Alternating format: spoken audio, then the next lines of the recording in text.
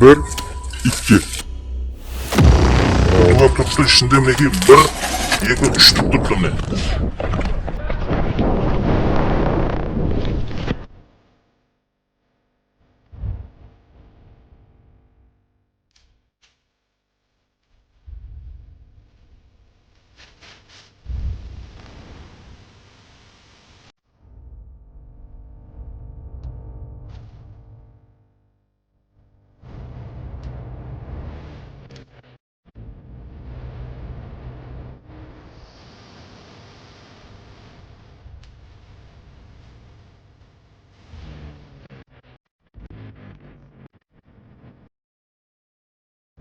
Hasan Abbas, bunlar nədir?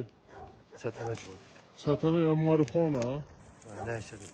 Filan vətəndaşı verdiyi ünvandan götürün. Mənə deyilmişdi ki, oradakı kisələr götürəsiz. Mən bunu götürdüm. Yerdə qalansa qaldı həmən ünvanda.